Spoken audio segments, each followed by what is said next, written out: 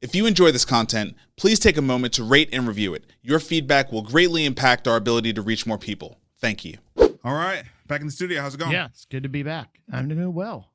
I'm out next week, and the week before, some time off is always chaotic. Yes. So I'm in the middle of that sort of chaos, but I'll get on the plane Friday night. And Yeah. we'll be gone. Yeah, I'm not far behind you, and I feel what you're saying. It's like, but I do think there's something about getting older as a professional where you realize, like, okay, when you see a vacation coming up, you start just kind of drawing a line. Like, here is what I need to ship, and everything else has to is after, right? You know, Yeah. so I feel like a little mature about that part. Yeah. But it's really interesting to tell people things like I've been talking to a couple of founders, super interested in the deals, but just the reality is, like, going to be out for the rest of May, come back, crazy conference season for me for 2 weeks. Right. Two State Hospital Association keynotes, then HFMA, and then it's the last 2 weeks of the quarter. I got to focus on closing out the quarter, right? Yeah. So it's just, I'm not going to be able to look at a just deal the until reality July. is, right. Just kind of how it is. So, and that's not even AI psychosis. That's just like basic. Right. That's just basic. Just calendar. Life. Yeah. Busy week as always. Yeah. There's a lot going on. I think we have a pretty tight show. Not as many stories. It's tight. Yeah. It's tight. Yeah. It's eventful. Yeah. But it's tight. Right. All right, let's get into it. Let's jump in.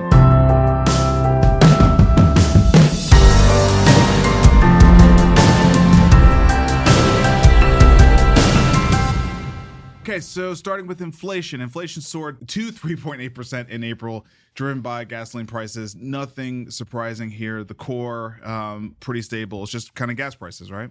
Yeah, that's right. Energy prices are up, obviously, because Hormuz is closed. I think everyone expected this, and it happened. The question is it going to filter through to the core? And I think, yes, if it lasts a long time, no, if it doesn't. So I feel like on one hand, I've been able to get away with this. So here, I drive a hybrid. The apartment complex that I'm in actually gives us charging for free, which is really nice. Yeah. So, like, I have not felt it at the pump when I'm in Mexico City. All I do is walk. Yeah. Right. So, the car I haven't felt, but oh my God, airplane tickets. Yeah. Which I do a lot of time on planes. Right. Like, holy cow, Vic. Yeah. I have some of these flights I have are four cars I'm filling up, so I've felt it at the pump. Yeah. It's definitely more. Yeah, so I haven't really gotten away from it. So nothing about this surprises me, and I don't know. I mean, I don't know what there is to really say about it. I mean, everyone's still driving. You know, the planes are still full. Yeah, I mean, if the war somehow ends before 4th of July, say, or sometime in July, I think this will be fine. The core inflation won't go up that much. Yep. Maybe it'll be a blip and down again. If it lasts for a long time, there's going to be trouble across the globe. It'll be expensive here, but other places won't even have power. But I think that won't happen. We'll see. Yep. So this next article from the Wall Street Journal, prices at the pump are wiping out wage gains. Americans' hourly wages are up. The problem, inflation, is up even more. I do have to say, like, when I extrapolated the travel costs over a long period of time, it did concern me about, like, my budget. Yeah. You know, even some basic things, like, so when I do a speaking gig, I pre-negotiate the full blown travel costs, right? So here's the speaking fee, and then, like, it's basically like a stipend, right? It's like here is your travel cost stipend. So you can get there any way you want, correct, but you can only pay X, correct, $3,000 or whatever, some amount of money, correct. Yeah. And they put you up in the hotel, so you don't so you don't pay for that, yeah, but you do pay for the flights, always the Uber, right? You know what I mean? Yeah. And then the meals. That's your basic kind of travel cost.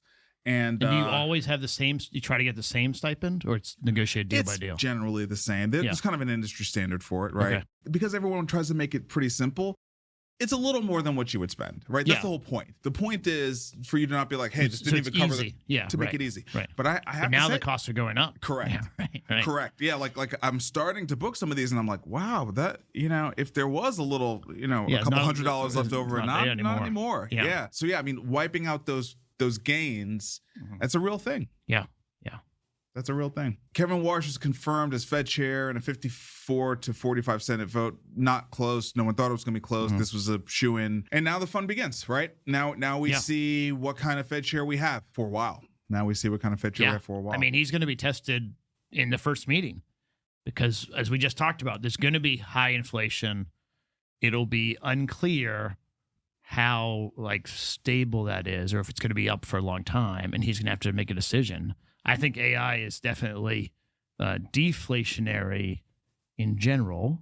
Technology is deflationary in general, but the time frame of when that has effect on pricing and when oil prices come down is not at all clear. So yeah, we'll learn pretty quickly how he navigates that. I saw a clip from one of the higher ups at the New York Fed talking about how with the AI potential overheat, right?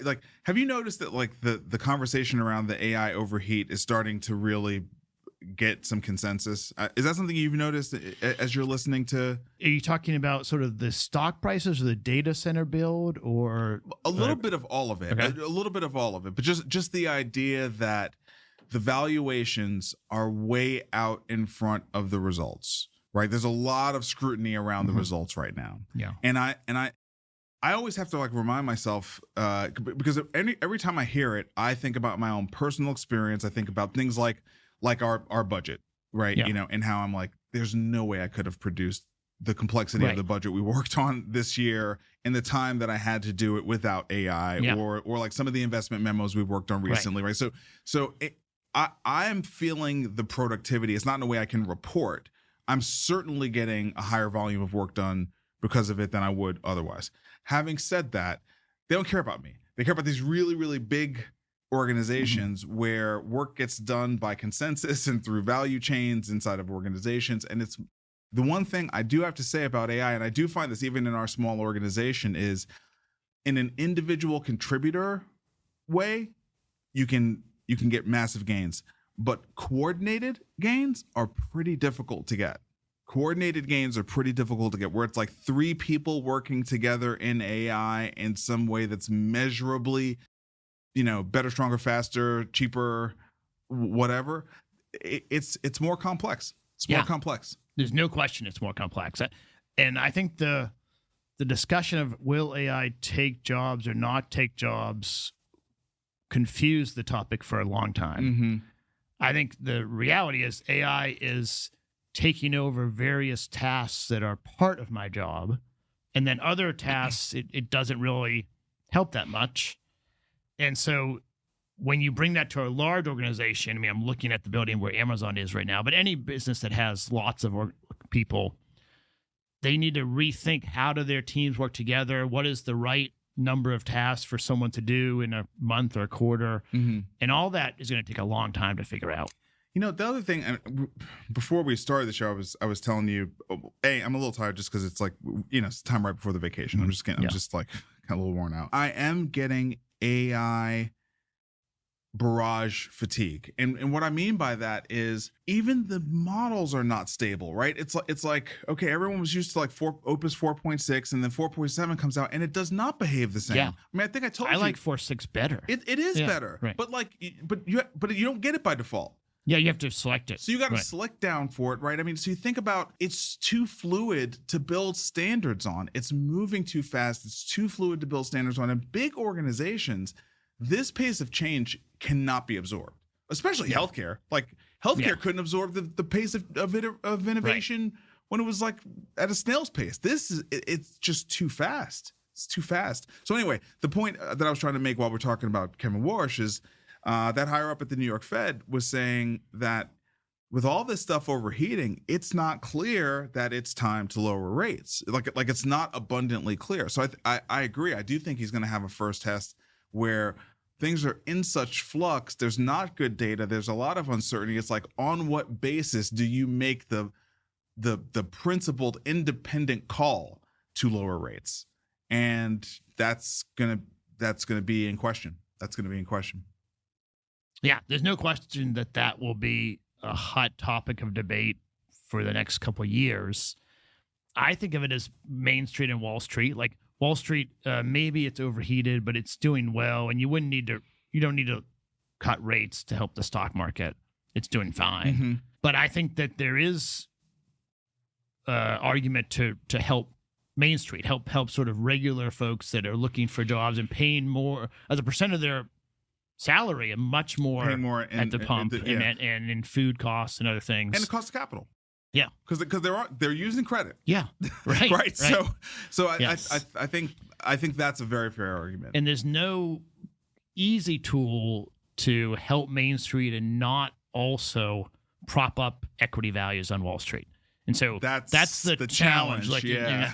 and typically that gets answered with, well, Wall Street's going to get rich, but we need to help Main Street.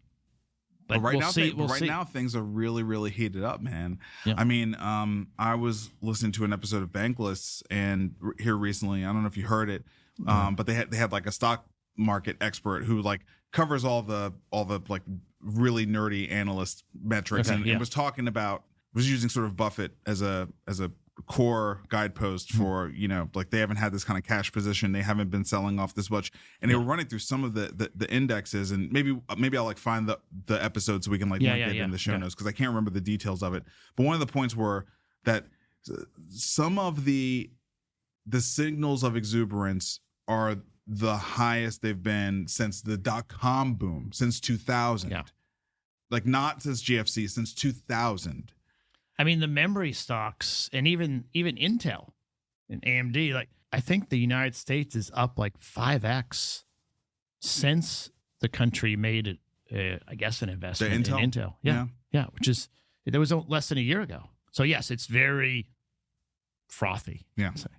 Good luck, Chairman Warsh. Some job stories. What we got here? U.S. adds 115,000 jobs. Yeah. So BLS came out on Friday, adding 115, which I think was generally expected and good. Unemployment rate didn't change. We talked about this the night before it came out. Jobs are holding on. Okay. Okay. Just a real quick question, because I'm not trying to poo-poo this, but I feel like I missed it. When did BLS get stabilized? Who's leading it? Like, because I remember like the whole. I don't know that it's. I'm not sure it's stabilized. They have their statistical methodology where they call employers on the phone and talk about like, are you hiring and what category? And then they have the different, categories, SIC codes that gets translated into what industries are hiring and not. And then they try to balance it for seasonal adjustments and other things. And all that statistical work, I think it's the best that BLS can put together, but it's not very accurate. It is wrong as we're going into recession and wrong as we're coming out of recession, to sort of hide what you actually want to know, which is a recession coming or is it ending? Yeah, I'm sorry. I just had to ask because I don't think it's changed. Yeah, I'm. Well, first of all, the sectors that they point out, I very much buy that these sectors are growing in jobs, just from our personal experience with these. I mean, healthcare, yes. Retail, I see hiring signs all over storefronts for retail, and in my neighborhood, there's all sorts of storefronts that are about to go online. Hospitality, my work with the CVC, so yes, hospitality is a hiring industry. So actually, the segments match and make sense. I'm not talking about the trends here. I'm more saying like just the validity of the numbers. I don't know. I just never heard how they resolved it. I don't think they did resolve it. Okay. Cisco to shed jobs for all-in AI push. The tech industry, though, is not a hirer right now. No, I think it's a net destroyer of jobs. I mean, they're still growing both within their own companies line, and also trying to destroy jobs elsewhere. Right. Yeah. So we'll keep covering this every week. There's one layoff or two. This week it was Cisco, just to sort of monitor that. What did it say? Oh, here it is. Fewer than 4,000 jobs, less than 5% of the workforce. So, okay. All right.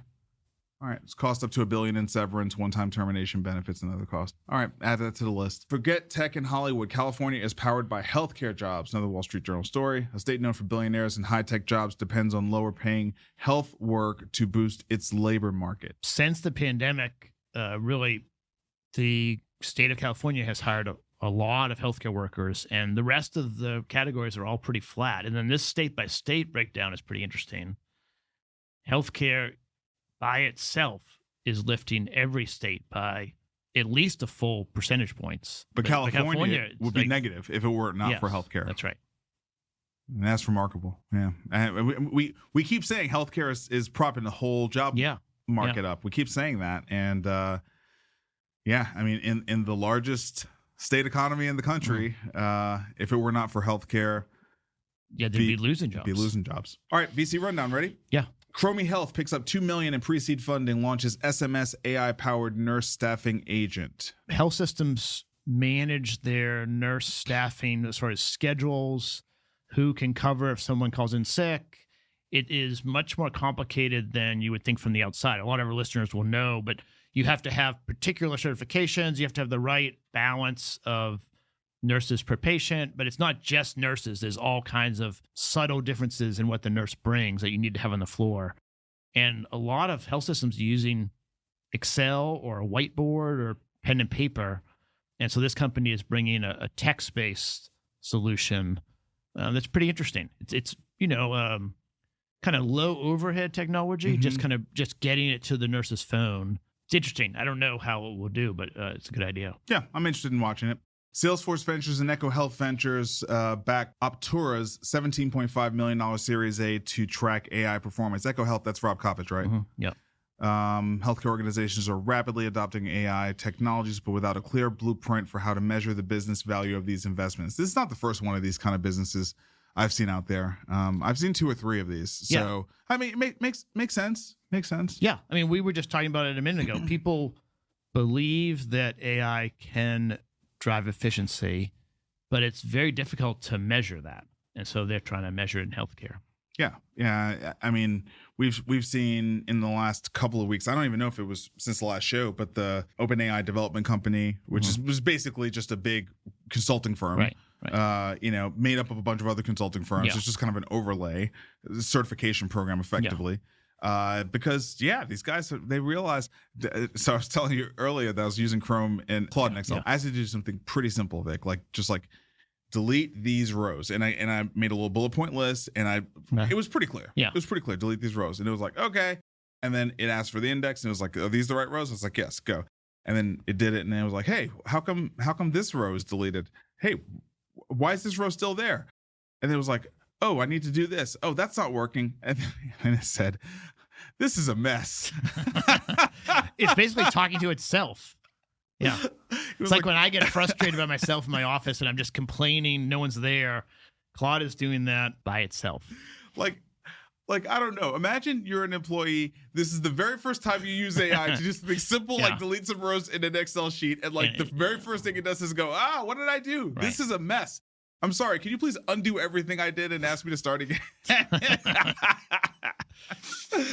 Good luck, Optura. Basata secures $21 million to rebuild healthcare's operational layer, automating referrals and scheduling end to end. This round was led by Basis Set Ventures.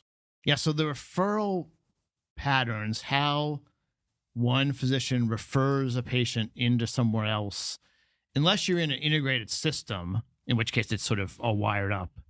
But if you're not, and you're at a primary care doc that's not connected, it's still a pretty old-fashioned, slow, hard process, even to get your records to the doctor. Which one should I go to? Get an appointment. It shouldn't be this difficult. And so they're, from scratch, building like an operational layer to manage that. It's a good idea. It's difficult to get integrated into all these systems, but I think it could be really good. I like these kinds of businesses. Yeah. These are the kind of businesses that I like. They're tough, but they're logical. And once you get in, there's a vote if you can get it done. Yeah. And you can fundamentally change an operational workflow. That's a good thing to go after. Urologic Health, $11 million seed financing raised for non-invasive bladder function monitoring. It's Pulse 2.0. The round was led by an undisclosed strategic investor, with participation from Edge Medical Ventures, SHD Partners, Longevity Venture Partners, and other healthcare-focused investors. That's curious. Yeah. Who would not want to be known as the strategic investor for non-invasive bladder function monitoring? Yeah, it's hard to know without knowing. So this is a big space. We have an investment in IO Urology, which is related, in the urology space, there's a lot of opportunity to get better diagnostics, less invasive diagnostics. So I think it's good to track. All right. They got me with the undisclosed. Yeah. Google-backed Isomorphic Labs raises $2.1 billion for AI drug discovery platform. That's a Series B, by the way, with a B. And the funding round was led by Thrive Capital. Mm-hmm. Yeah, so this is the commercialization effort of AlphaFold. So just for people in the audience, Alphabet gave away open source the AlphaFold technology about protein folding. So anyone can use that now, but they also are using that and other DeepMind technology to create new drugs. And so this is their sort of commercialization. They spun it out. Google still owns quite a bit of it, but they have outside investors now. And Google's just a super. I'm pretty excited about I/O. Yeah. Yes. Are we gonna miss it? Is it next week? It's next week. Yeah. So we're gonna miss it. You will cover it the week after though, with whoever your co-host is. Please cover it because there's gonna be a ton of stuff. Yeah. Ton of stuff. All right, heading into policy. This is the story of the week. Yeah. Yes. Definitely. FDA Commissioner Marty Makary, under pressure from Trump, resigns. I feel like from day one, this has been a storyline that we've been not that comfortable with how this is going. Right. Is he going to make it? Yeah, hoping he can make it. Yeah, man. I was really disappointed. I mean, I'm not surprised, as you're saying, but he was a good guy that I wanted to see. I mean, last longer. You could trust that he knew what he was talking about. You knew what his principles were, whether you agreed fully. Yeah. You knew what his principles were. And you knew that his principles were his own. I mean, he's an author of several books. Mm-hmm. So he's not just like some guy off the street that they're like, hey, do what we say. He had his own platform prior to Maha being a thing or any of those things.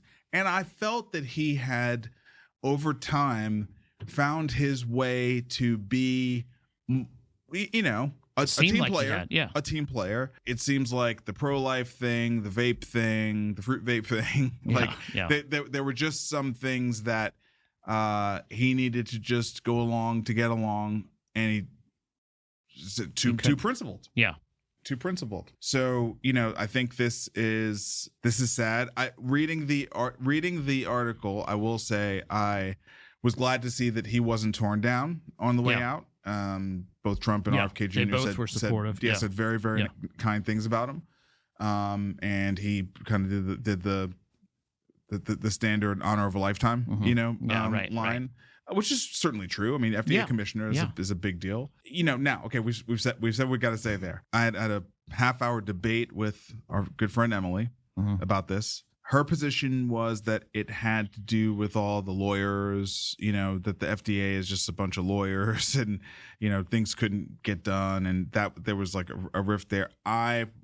We've been talking about this every week. So I think, where I was like, Emily, he just was not. I mean, there's been lawyers there forever. There's going to be lawyers there tomorrow. That was my whole point. I was like, that's not. And, oh, by the way, I think if you actually look at what the FDA has done, especially in the last 3 months, they were on a roll of rolling out, some very productive, progressive AI, digital health, fast tracking, models to streamline things. So I was like, that doesn't track with my tracking of it.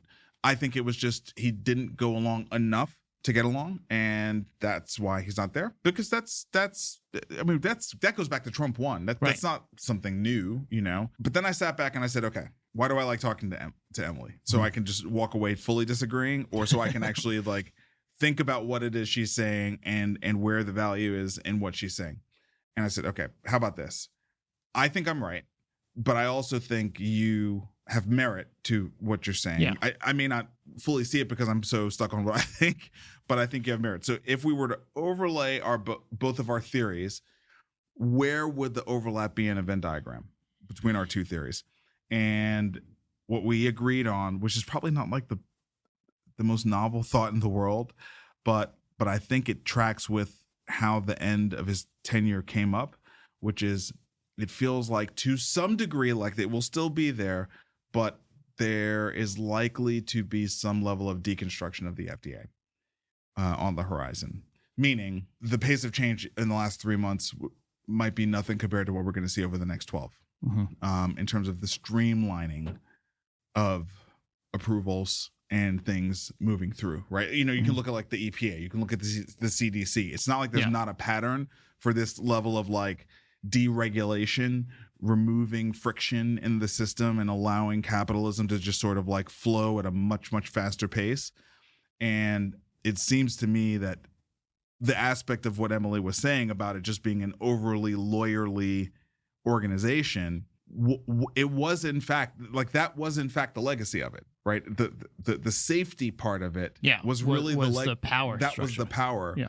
And I think when we think about this coalition that is not just MAGA and MAHA, but is also the tech accelerants, I think they are excited about the FDA being deconstructed and defanged. Yeah, I think to me that is a continuation, like the Chevron doctrine getting overturned, and then all of the different executive branch administrative bodies are becoming less independent, less strong, more of a subsidiary of the White House.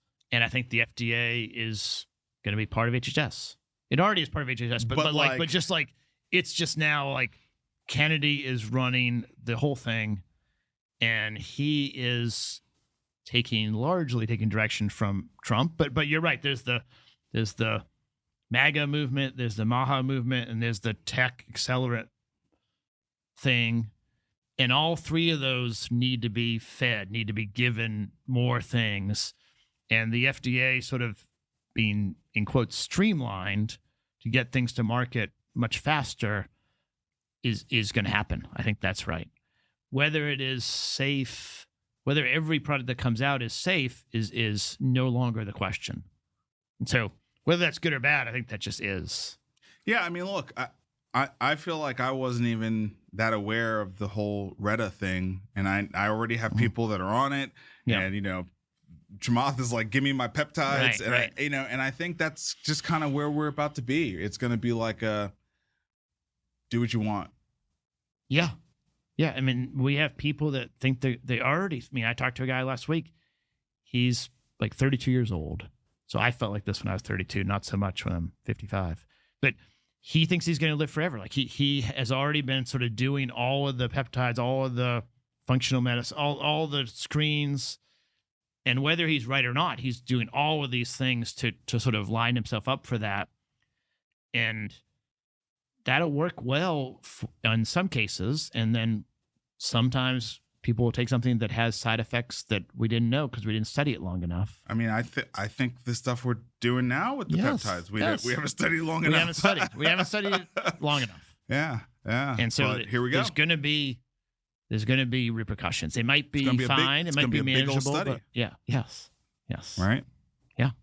So anyway, it's just going to be buyer beware. Like you're on your own now. Yeah. I guess just one more word on that. It does feel like the version of capitalism that we are moving into is much more of a Wild West form of capitalism. Buyer beware is one way to put it. Yeah. But it's a little bit of anything goes. It's a little bit of anything goes. It's just kind of, hey, I got something to sell. You buying? Right. Why should anyone get in our way? Right. Yeah. Of a good capitalist transaction. Why should anyone get in our way? And I mean, the part of that, I can't let it go. That it's because of a loss of trust. Like the basic institutions do not have the same trust, aura, presence, respect. And when they lose that, then like, why do I need somebody to the FDA? I mean, I'm doing my own testing, and I'm going to take what I want. And the Democratic side of the country should be saying, like, we need to protect the people and bring the right things, but there's not a good leader there yet, or there's not an effective leader. I like the point you just made, because I think that erosion of trust actually makes the ascent of a new leader very difficult. Yes. Because the level of skepticism is just higher. Yeah. Right. And the populism side of the Democratic Party often would be more socialist communists, I think, because of that. And so that's going to be the most likely path, which is going to be just a challenge, I think. Yeah. Yeah. Did you? I feel like we're going on a tangent, but I'm enjoying this thread. So, did you see the Mayor Mamdani pied-à-terre tax video? Did you see the actual announcement video that he did in front of Ken Griffin's place? I mean, I've heard a bunch of people talk about it, but I haven't seen the actual one. So, did he really stand outside and point at the apartment? He did. Yeah, he did. There's no reason to do that. I mean, why would he bother? Why would he do that? That doesn't. Well, no, but okay. Audience capture, right? Because what I have so far surmised about the actual tax strategy is that it's pretty brilliant. Like if he didn't poke someone in the eye and give them the very credible claim that the mayor of New York docks them in a time where CEOs are being assassinated within blocks of said apartment, right? Like if you didn't give him that very credible claim and you had just executed the thing, and then from there you'd sort of said, and now let's talk about the economic impact, and let's talk about how this is not like a broad wealth tax. This doesn't impact everybody. These are secondary properties. These people don't even live here. Like there was a really nice rationale to this, and it's actually for what he is, which is a democratic socialist. That's legitimately what he is. For a democratic socialist, it's pretty smart. It's not a crude instrument to try to get the budget balance. And if you just make it about money, I don't think Ken Griffin gives a shit. That's what I'm saying. He'll pay the tax and not worry about it. It's when you point at him and make it such a big thing that then why do I need to have a place in New York? I'm not going to do it. But I agree with you. If he just rolled it out, people would have paid the tax because I want to have a place in New York. So I give him an A for the strategy. Yeah. And I'm sorry, I give him an F because this is an unforced error. Like, you don't need to make yourself that is not a very Obama-like thing. Let me just say, yes. like if we're trying to get something done. Yeah. What do you mean audience capture? He was trying to get his followers to be more engaged? Yeah. You know what audience capture is? It's our stupid thumbnails that we put on on YouTube. Right. It's like you do things because the algorithm, or you do things because the audience. It's just what you're expected to do, right? Mm-hmm. Yeah. That's audience capture. Okay. So anyway, all right, let's move on. Vance to states: address fraud or lose federal Medicaid funding. This is going to be, because we're coming off of a week where we just saw rapid response redistricting of Republican states, particularly in the South, that never went to referendum, with very clear partisan rationale. I took a screenshot of it because I couldn't believe it. I took a screenshot of Lieutenant Governor McNally's Facebook post. Let me find this and read this for you, Vic, because I actually Somebody in Memphis? I'm talking about Memphis, but I'm talking about the lieutenant governor of what he said about Memphis, you're saying, or what is? Yeah. Like the lieutenant governor, what he said about what they did. Okay. Yeah. So for audience that doesn't live in Tennessee, they redistrict. How do they not know? I mean, okay, so they redistrict one district in Memphis, which was majority black, and they cut it up so that now there's a couple districts that sort of divide that, and then all those districts are going to be red, or likely to be red. The whole state's going to be red. Yeah, that's it. Right. And by the way, that there was the same thing they did in Nashville. Yes, so we already know what this looks like. Yes, we started with Jim Cooper, we ended with Andy Ogle. So we already we've lived this. Right. We know exactly what it's going to be. Right. We know exactly. But this was the part where I was like, wow. and there's a reason why I'm going before we go to this. Okay. So this is Lieutenant Governor Randy McNally on his Facebook post. Yeah. You know, we have passed a fair and legal congressional map that reflects the long-standing conservative character of Tennessee. The direction of our country hangs in the balance in the upcoming election. The fight for control of Congress is a civilizational struggle for the future of our economy, the security of our communities, and the strength of our nation. By passing this map, Tennessee is stepping forward to play a meaningful role in that fight. This map will ensure the voices we send to Washington represent the people of this state and advance the principles they believe in: strong borders, safe communities, and fiscal responsibility. They are being, and then there's all sorts of video footage. They're being 100% transparent that they did this for the midterms. Right. Like, right. It's very well. It's for the midterms, but it's going to last for a long time. No. But I guess what I'm saying is they're not even spinning it. Yeah. They're not. There's no spin on this at all. They're just like, hey, we are redistricting to win the midterms because we have to win the midterms. Yeah. And when you were reading that, I think it's the inverse of Madami. Like, there's no reason to celebrate like that and tout that, but I guess he's bulletproof. He feels bulletproof. Okay, so that's the backdrop upon which we are covering what Vance is saying to the states here, right? And I think like the temperature in the country is such where would you like to make a bet about which states are going to most likely end up losing Medicaid funding as a result of this? I mean, it's any state that didn't vote for Trump. All right. I mean, that's the easiest way to say it. Any blue state and coastal states, it's all the states that didn't vote for Trump. And the issue that I would say, you would say, if there's fraud and money's not helping people with health care, then we should try to fix that.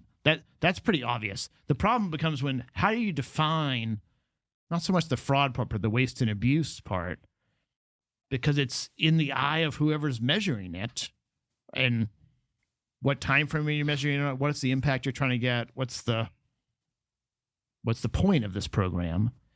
And you can frame many programs as wasteful or really valuable just based on how you set your timeline and goals and what you think is important. And the Republicans have found that because it polls well, and the Democrats don't yet know how to respond, but they need to figure it out. Oh, that they're not going to. Right. So it's going to be really difficult. Have you been tracking all the all-in shows that are pumping up the California's Republican candidates? Yeah. So and we just did a story about how basically if it's not for healthcare, California's jobs thing is down. Well, how much of that those healthcare jobs are fueled by Medicaid dollars? A lot. Okay. So if the Republicans don't win the governorship, right? And by the way, like, did you hear the All-In show with the guy? I heard the first. I didn't feel the whole thing. The first half. But the British guy, right? Yeah. His whole thing is fraud, waste, and abuse. Yeah, right. That's his whole platform is fraud, waste, and abuse, right? And tax reform. But that goes together. That goes together. Yeah. That goes together. Yeah, right? You can't do tax reform unless you spend less. Correct. Right. And so I think they have an offensive plan to try to not melt California down, because it is an important economic state for all the reasons. Yeah. NVIDIA is there, blah, blah, blah. Yeah, right. But they've got a nuclear button ready to go, right? Like, yo, if he doesn't win.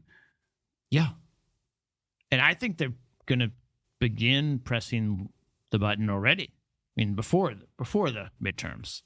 But we'll see. I mean, just the temperature in the country is just. And it shouldn't be difficult in Boston and Minneapolis or San Francisco or LA or New York to say, we want the money to go to the people that it really helps, and pick anything and find something that's clearly fraudulent and fix it.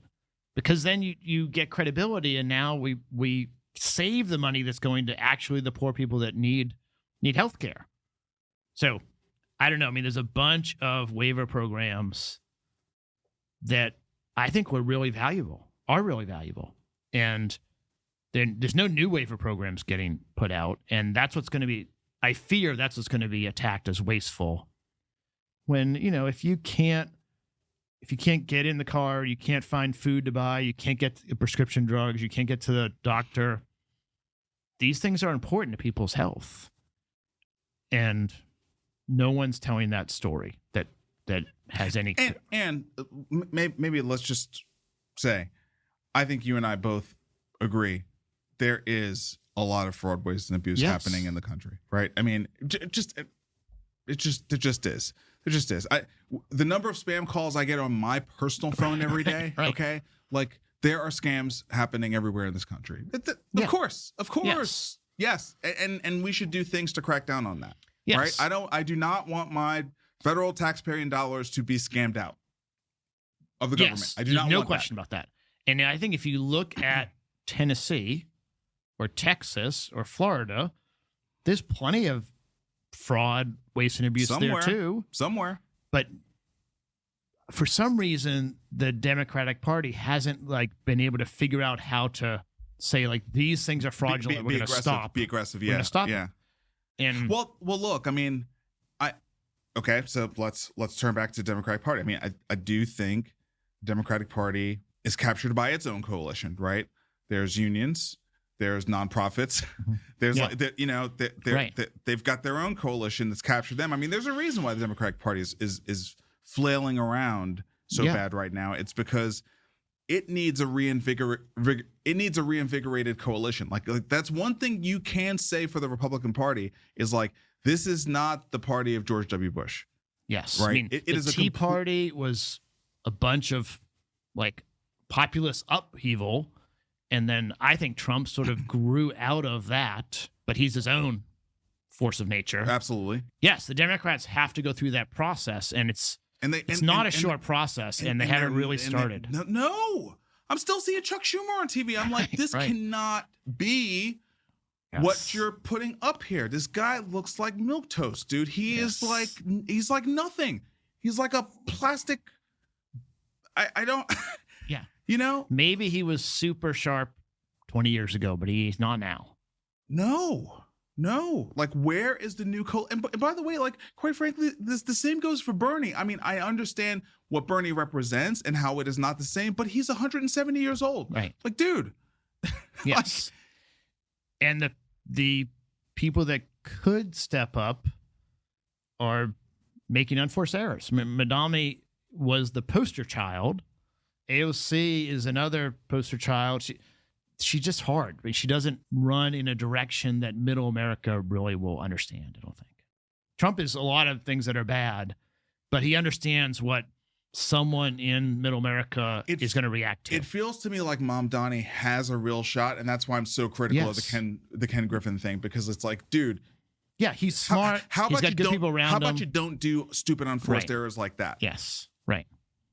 Yeah. I mean, I really like Shapiro, but he's quiet. He's not out there really saying much. Gavin Newsom is the one emailing me every day just with crazy stuff. Yeah. All right. Let's keep moving. Yeah. U.S. drug overdose deaths fall for the third straight year. Fatalities declined in 2025 to pre-pandemic levels, driven by drop in opioid-related deaths, including fentanyl. So there's a good chart here. This is a good story. We covered it last year. Yeah, because it was dropping last year. It was the first, and it's great to see it continue. I mean, from a high of over 100,000 deaths to now get into the 70,000 range is fantastic, dude. Yes, that's a big chunk.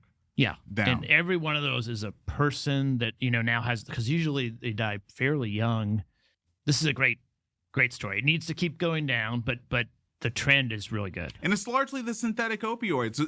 That's where it got way out of control. Yes, the synthetic opioids was where it got way out of control, and we're really getting that back under control. So hey, yeah, positive story for sure. Positive story for sure. All right, so we have started the summit. Yes. She and Trump are meeting, might be middle of the night now. They met today. They're going to meet tomorrow. And there's a lot of ceremony. Yes. Which probably is good to do for both countries. I don't know how much real talk has gone on, but you and I disagree on whether on what will come out of this. I don't think it's going to be very much. But Trump did bring like a whole contingent of really business leaders with him. That's why we disagree. That's, I think, the strategy is like to show like our strength in technology and entrepreneurism and growth and try to use that to our advantage. Yeah, that's but our big. I mean, you can call it strength. I can call it like a bunch of people who do business over there. Yeah. I mean, it was Elon and Tim Cook and Jensen made the last, the last call. Yeah. It's, to me, he brought the real cabinet, the real American economic cabinet. He had Larry Fink was there, Solomon was there, Citibank was there. I mean, to me, he brought everybody because it was the start of a deal. It was because if you just look at everything, no one's really got an upper hand. I mean, you can't rapidly unwind the globalism that it took decades to put in place. Like our supply chains are very complex and we're just highly dependent on each other, whether we're talking about treasuries or rare metals or manufacturing or assembly or buyers or sellers or shipping or net import, net export. There is some mutually assured destruction here from an economic perspective. And I think that's why, and also I think the reason why I think a deal is possible is because I think Trump has already very clearly signaled and backed up that he has no long-term interest in China's region. Like he's not trying to be sovereign in the East, he wants total dominance of the Western Hemisphere. Yeah. Right. And so I think that also is de-threatening to what China really cares about, which is, China doesn't care about being a hegemon or a great empire around the world. It just wants to be China. And so I think they're actually more philosophically aligned now because they kind of want to stay out of each other's way a little bit, and now it's like, okay, well, how do we keep this thing more functional and not, screw things up too bad because they're both a little bit vulnerable, right? Like as their economies struggle, both leaders face criticism internally, and they need wins. Both of them need wins. Like that, I think if there was the ability to have a free media over there right now, there'd be a lot to say about the last 12 months, in the Chinese economy. So anyway, my feeling is they are in the beginning process of working on a deal. That's my view. I agree that they're trying to figure out a deal. I think Trump's sort of, I'm going to call it a takeover. I don't know what else to call it about Venezuela. And then shutting down, the Strait of Hormuz. Both those things were strategically difficult for China. Sure. And the only place I disagree with you is I think Taiwan is an important place that we still keep as independent and not totally lose to China. For now. Yeah. We need probably five to 10 years. Yeah. But I think that's kind of the point, right? Is we know it can't stay independent forever. That's not, can't. Yeah. Can't. So, and we're working on our own stuff. Yeah. Yeah. On that front. So I think it's more like, hey, let's kind of keep that going, for a while. And look, at the end of the day, each country's doing its own thing. It's not like a totally, unilateral deal where China's not going off and doing deals, in Africa and directly in, Latin America and all this. Like China's going to do what China's going to do. But I think let's not blow up this reasonably functional thing that we both have. Yeah. I mean, I hope there's a deal. I mean, I'd like there to be a deal. She's going to come here to the U.S. in, I think, October sometime. So my prediction is this is like the warm up, and they'll try to get a deal like right before the elections. But I don't have any inside information. It's just what I would guess. Move to the payers. Optum Rx replaces traditional PBM model with a fee-based structure. This is, I mean, without Marty Makary stepping down, this would be the number one story. Correct. To me. This is a huge story. Correct. PBMs were invented by the payers to help large employers and themselves make a bunch of money through very complex pricing, buying, contracting techniques. For the first 10 years, I think they saved a lot of money for the employers. But by this point, they've outlived their value, and they're so toxic kind of politically and socially that Optum's replacing it. 2027, they're going to have a very transparent flat fee, and that's the end of, I think that's the end of PBM, traditional PBM. If Optum is out, that's it. Yeah. That's it. And we know United is very strategically aligning themselves with this administration, right? They are getting themselves out of the crosshairs so that they can operate a business. I mean, I was personally shocked about the murder of their CEO, but for there in Minneapolis, it had to be, incredibly difficult. So they've turned, and now they're trying to really get in good graces with the administration, but also with the public opinion. Yeah, and this is a big one. This is a big one, and it will not be the last one. Yeah, it will not be the last, because Optum Rx is so big that them changing this fundamentally changes what you have to do in order to be competitive. So that's it. Right, and so the 100 startups that were trying to do a flat, transparent PBM, they missed the window. That's it. All right, providers, yeah? Yeah. University of California union reach a late night deal to avert the system-wide strike. We thought this was going to happen. Mm-hmm. Yeah, so great. This is good. We don't have to talk about big job loss in California with the healthcare industry. Yeah. Yeah. So I think the unions have learned that they have a lot of power, and they've exercised it in California and other places. And I think that's the economy working well in my mind, as long as they get to an answer before they go on strike, which they did. Yeah, I mean, this for sure would have shut down the system, though, because this was not just nurses. This was like all the workers that keep the place open. Right. So, I mean, I do think we need to watch for that, because this was, I think, the first story we've had where it was not a nurses union, where it was like all the other workers. This will probably not be the last, right? Yeah, especially if it's successful.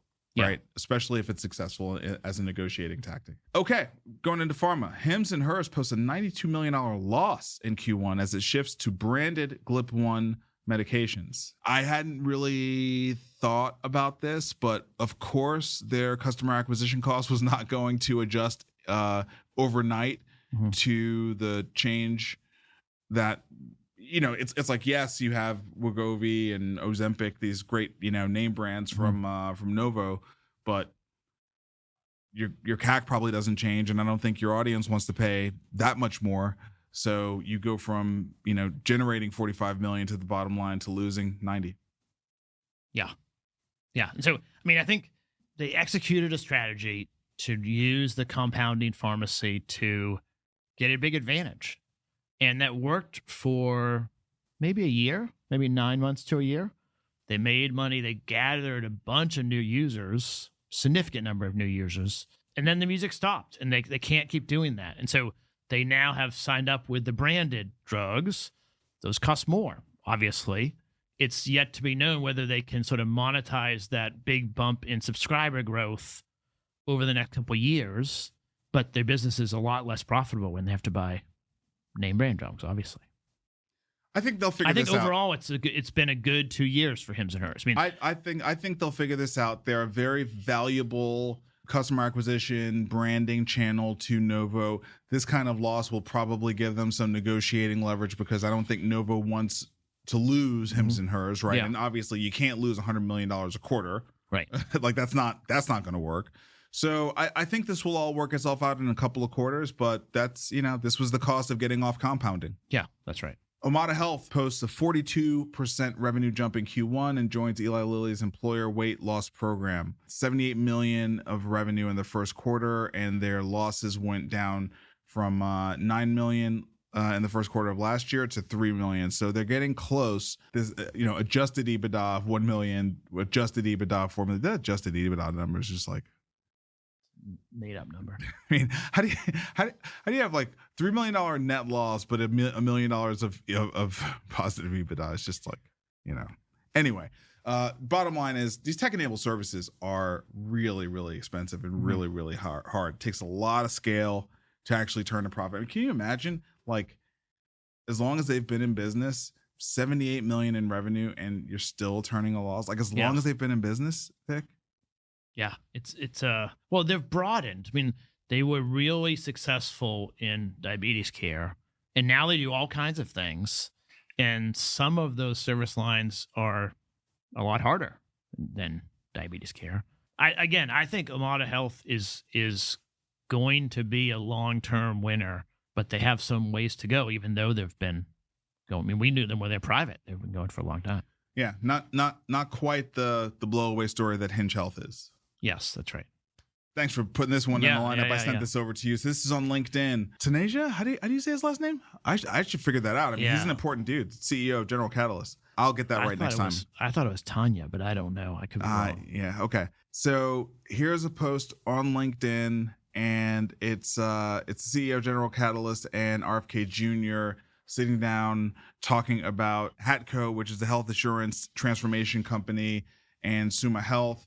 This is General Catalyst's health system. They bought a health system. Mm-hmm. They're no longer a VC firm. Let's just, they bought a health system, and they are, lacing this health system that they bought with their own technology, soup to nuts, totally vertically, and that they're going to fully transform what a health system might look like. That's the idea here, right? Mm-hmm. To fully create the health system of the future, essentially.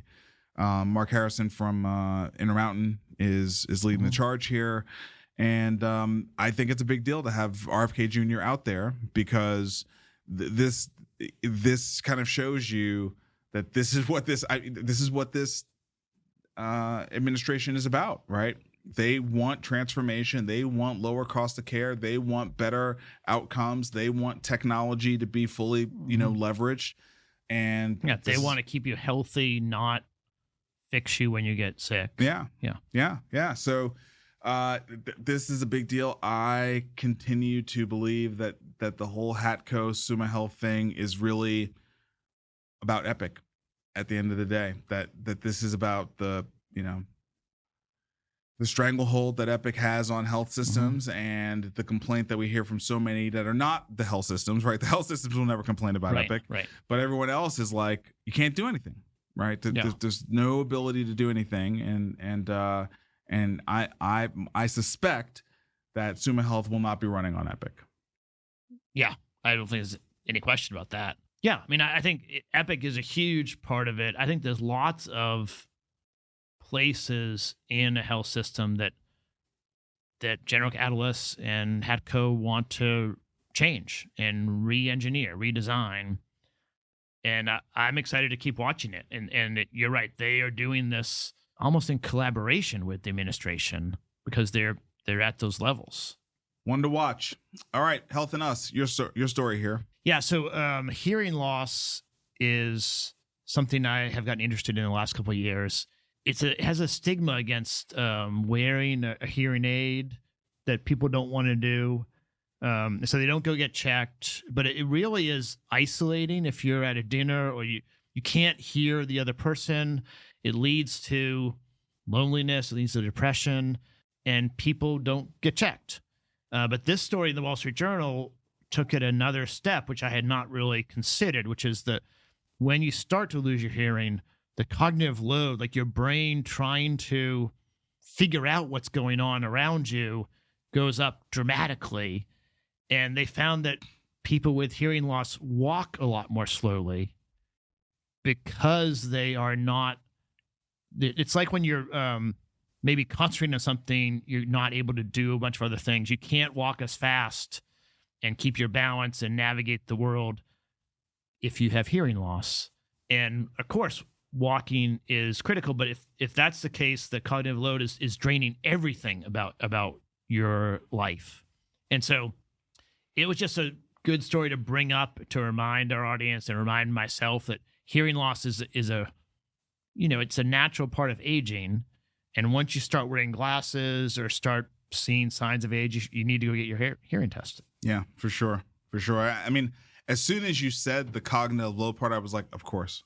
Yeah. And then you just start thinking about all the downstream effects of that cognitive load, right? And that's like, whoa, I mean, it's all connected, right? I mean, I think the message here is it's all connected. No one thing is just like, it's just hearing loss is not affecting other parts of my body, right? And when you first pulled the story up, I went to equilibrium, and you were like, yeah, Marcus, okay, fine, but like that's not what the story was talking about. I mean, that is true, but a lot of people with hearing loss do not have balance problems. You can have balance problems, but those are separate things. Right. Well, that's a good one to pay attention to. Okay, CoinDesk. The Clarity Act clears U.S. Senate committee on its way to a final test in Congress. I think we're going to have Clarity Act. Yeah. Yes. This was the last real test. But now they have to kind of, whatever they do, like the Senate has one version, the House has a different version, they have to get it together. But I think Clarity Act's going to pass before Labor Day, definitely this year. Which is another remarkable. It's another in the like Wild West, buyer beware. There's gonna be a lot of things that it enables that I'm excited about. I mean, it's great for us. And there's a lot of things that it enables that, you need to be a little careful about. And it's just like all gas. The federal government is just going full on into it. I mean, on this one, I do have to say that the amount of value creation that the private markets have set out to take on, whereas the public markets outside of the Mag 7 have not been doing much value creation work. Yeah. We've been doing all this value creation work in the private markets. We cannot get liquidity. Right. And like a lot of these assets are stuck. And I think the public markets, for reasons we can all track if we do a little history review, are kind of broken right now. Mm-hmm. They're kind of broken, and they're not going to get unbroken. Like, you're not going to roll back Dodd-Frank, Sarbanes-Oxley. Yeah, like right. You know what I mean? Like, it's just a little too far down that road. Mm-hmm. And so, yeah, you have to open up a parallel market opportunity for these privately held assets, right? And then the hope is that will then put pressure on the public stock markets, and everything will get better through the natural sort of competitive forces of the market. And I believe in that. And in addition, there's a lot of other aspects that people are just going to have to read the stuff carefully and pay attention. I mean, I trade crypto. I'm excited for being able to use the Clarity Act. And we're not covering it, but the Anthropic secondary market is just a train wreck right now, with all kinds of people putting together an SPV and then splitting it up 100 ways and selling it to 400 people. And is it even valid? And it's right. And there's a lot. And then Anthropic hasn't approved it. So that kind of stuff will be cleaned up if you have a market that is enabled with crypto or Web3, because it'll be transparent. And so there's a lot of things that I see that you see that we need something, and I'm in favor of this. And I think it just is the same trend line of where kind of opening up and bringing sort of free markets. It's a big deal. Yeah. This is truly like this is a game changer. Yes. This is a game changer. I think a year after the Clarity Act passes, global market's going to be very different. Super different. And then the final piece would be some much more meaningful adjustment to the accredited investor status, because Clarity Act is not going to roll back KYC. Right. So you're still going to have that whole mechanism. That will still all be there. So to some degree, you're still dealing with the same constrained liquidity pools, even though your ability to issue and sell is much more free. Yeah. Unless there's something about Clarity that impacts accredited investors that I don't know about, but I don't think it's going to impact. It doesn't change that. Yeah, it's not going to change that, right? Okay, so that's what I thought. So the next big thing would be some rethinking of what is required for someone to buy illiquid securities. Right. I don't know that a net worth or income test is really that valuable. There's plenty of people that have a net worth above the $1 million level that don't know what they're buying. I think, and there's plenty of people below that do know exactly what they're buying. I think, unfortunately, because of prediction markets and sports betting, there is no good argument for why you don't let people put their money into legal securities, but you let them do sports betting and prediction markets. Like that's what I think. That's it. Before those things were legal and like rampant, right? So like 4 years ago, I think you had a much more legitimate argument about protecting the general public. But now, no, like you don't. Yeah, I agree. I mean, I think probably if you put 100 VCs in the room, 100 VCs would agree with that. So I agree. But I think it's true. I think actually it's the moral argument now. Right. It's the moral high ground. I think it'd be healthy to go to something like driving a car. Like you have to prove maybe you're in the financial services business in some way, or you take some kind of pretty straightforward test just to make sure you know what you're doing. That might be healthy, but it doesn't need to be this unattainable. You have to get to $1 million, and how are you going to get there if you're working a salary job and you can't get any savings? I mean, that doesn't make sense. Right. Elon is pulling off a masterful pivot as he prepares SpaceX to IPO, and he is strengthening its institutional presentation through partnerships with first Anthropic last week, and this week SpaceX and Google are in talks to launch data centers in orbit, right? So we're starting to now see Elon the enabler as opposed to Elon the competitor. And it's just, look, dude, there's so much about this guy that's disappointing to me and problematic for me. Just because of how I show up in the world, Vic. Okay, I was going to call it like that. Yeah. But man, I'm an innovator. I'm an entrepreneur. I'm an investor. And it is hard to not admire his capabilities. It is really hard to not admire his capabilities. It's difficult, you know. As a player in the game, it's like, this dude's a hell of a player, man. Yeah, he's a hell of a player. Yeah, that's right. I mean, I agree with the morality stuff, and I agree that he's a great operator. He's a great builder. I mean, the thing that not so much this deal, but the deal last week, you know, he built Grok AI. And I mean, you've launched products, I've launched products. When you put all of your effort into it, it's like a child or something. Like you really are passionate about it. And certainly Elon is that way. And it just didn't get the market uptake. And instead of like fighting that, he pivoted. He needs to show how he's going to get revenue in a way that's very defensible. And like an institutional investor can look at it and go through the due diligence process. And just saying like, I'll sell more Grok was not going to really work. But taking the asset he had, Colossus, and sort of licensing it, all of a sudden now he's got, I think it's $5 billion a year coming in. and then the whole thing about the data centers in orbit, you know, is the dream, is this exciting thing. But, you know, Elon is by himself talking about that. It's very different when Google steps up and says, we'll partner with you. And by the way, we've already been hardening the TPUs so they're radiation resistant. His IPO stock has gone up dramatically in the last 2 weeks. It just has. It's remarkable. Really is. Google Android power laptops are called Google Books, and they're coming this year. I am excited about this, but as we discussed before the show, I'm always a trier. I bought that stupid rabbit device. Yeah, remember that? I have one too. Yeah. So I buy these things, man. I mean, you know, I'm the investment in learning how this stuff is going. I'm a geek. Think. Yeah.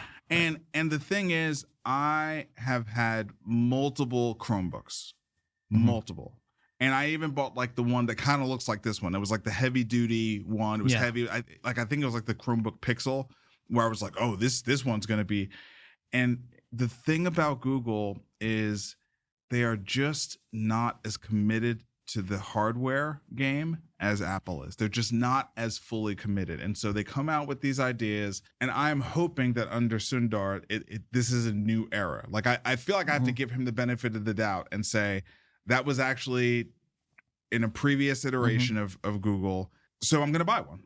Yeah, I guess what I'm telling you is I'm going to buy one because I want something that's designed for Gemini with these unique chips inside, and let's see what it's got, right? And at the same time, like, I'm worried because I think it's still Chrome OS, right? I don't know if it's Chrome OS, but it's basically the way I thought about Chrome is they sort of deprecated the value or the importance of the operating system and put everything to the cloud. That's sort of my version of why Chromebook was interesting. And I'm not sure the cloud and SaaS was fully ready to be like the only thing you used. And now this tool, which I'm going to buy too, especially if you have an Android phone, which I do, it interacts, at least says it's going to interact very smoothly with it. But this is sort of saying that the intelligence layer is, it's just going to be AI runs the whole thing.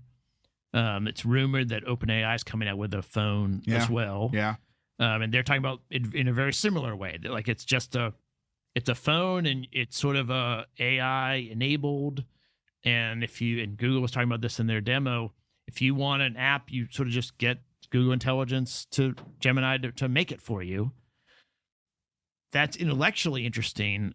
Maybe it'll work. I definitely want to try it, but I think it is, it's early at least.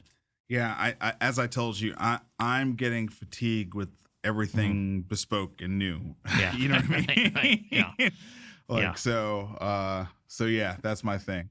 All right, final story on the AI rundown. This is from the Limitless podcast, Josh and Ejaz. This looks like, I don't know, some cartoon or anime that I watched when I was a kid. What is this, Vic? So this is out of China. It's I think it's a 22-foot robot, weighs 500 kilograms, so 1,000 pounds. Mm-hmm. And you get inside it like a Power Ranger suit or like a cartoon. You get inside it, has a little seat, and then you can drive it from inside the robot, and it's gigantic. And they show it like knocking over brick walls and things. And then when you want to go quickly, it leans back, like almost does like a back arch to where its hands go down to the ground. So you're looking up now, and then it runs like a dog would run. Oh, come on. And it is scary. I think it's probably scary. I mean, this is right out of every cartoon. This is right out of every cartoon we ever watched. Look at it. Oh, come on, but he's man. in it. Oh, come on, man. That's my first time watching it. Oh, come on. No. You're just like punch, and then this is where it falls down and just like starts going. Y'all, okay, if you're listening and not watching, you're gonna have to just click on the link in the show notes, and you're gonna have to see this. Yeah, this is not good. This is not good, Vic. No, I like it much better in my cartoons than in there's real life. There's a lot of uses for this, and all of them are scary. Oh, Unitree. This is a Unitree robot. Yeah. Wow. I mean, so they have the production capacity to make them. I mean, it's. Yeah, Unitree is unbelievable what they're doing, man. Yeah. It's just, whoo, wow. Okay, all right. So I understand you're tired, and it's accelerating, if anything. It's accelerating, yeah. Which is why I think it is important to take a break sometimes. Yes. You have got to unplug because you can't keep up with all the news. Right? No. This is way too much. So with that, next week neither of us are going to be here because we are on vacation. We are not going to ask guest hosts to fill in. So you guys will have to get your news elsewhere. However, we will have an episode of the show. We are going to share with you the live podcast that we recorded at the Jumpstart Health Summit. With Chris Boone, who's Group Vice President over Research at Oracle. So I think you will be really interested to hear about where Oracle is taking things with AI and healthcare. And Chris was fascinating. I thought he was a great interview. And so you have that to look forward to next week. Yeah, Chris is great. And then I need to find a guest host for the following week, but I believe I'll be back. I want to talk about the Google I.O., so we'll definitely find something. Yeah, I believe in you. You'll figure it out. Yeah. All right, man. Well, look, I will see you in 3 weeks then. Yeah. It'll be a little while. All right. Have a good vacation.